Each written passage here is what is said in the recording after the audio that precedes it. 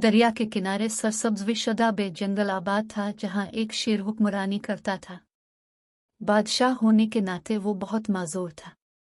इस इलाके में किसी दूसरे शेर को हमला करने की हिम्मत न थी। एक दिन शेर अपने वजीरों के साथ जंगल के दौरे पर निकला। इसकी मुलाकात खाला बली से हुई। शेर ने पूछा, खाला बली, ये तुम्हारा हाल किसने किया है? बली ने बताया, जब से मुझे इंसानों ने पकड़ा है, मेरा ये हाल कर दिया। शेर तैश में आ गया और कहा, खाला, मुझे इस इंसान का पता बतो, अभी इससे तुम्हारा बदला लेता हूँ। यह सुनकर बली बोली, तुम नहीं जानते, इंसान बहुत खतरनाक है।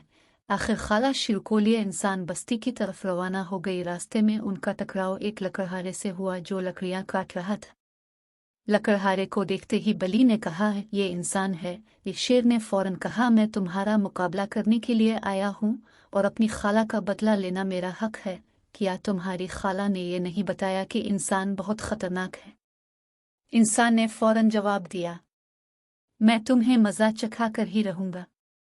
जब लकड़हारे ने वक्त की नज़ाकत को भांप लिया तो उसने कहा कि ठीक है, तुम यहीं रुको, मैं लकड़ियां झोंपड़ी में रख कर आता हूँ। ये इंसान रुक, मुझे क्या पता तो वापस आएगा, भाग जाएगा, शेर ने कहा। लकड़हारा वापस जाने के लिए पलटा ही था कि लकड़हारे ने कहा, मुझे लगता है मेरे आने तक तुम यहाँ से भाग जाओगे। ये बात सुनकर शेर हंसने लगा और बोला कि मैंने तुम्हें खुद मुकाबला करने के लिए कहा, भला मैं क्यों भागूंगा? लकड़हारे ने कहा, नहीं, मुझे तुम्हारी बात पर यकीन नहीं है। शेर ने परेशानी के आलम में खाला की तरफ देखा। खाला ने तरकीब सोची और कहा कि ऐसे करते हैं कि शेरू को इस दरख्त से बांध देते हैं। चुनांचे बिखरा शेर इस तरकीब मान गया। जो ही शेर दरख्त से बांध गया, लकड़हारी ने मोटी लकड़ी उठाई और शेरू की पिटाई शुरू कर दी और पूरे जंगल में शेरू की चीख विपकार सुनाई देने लगी।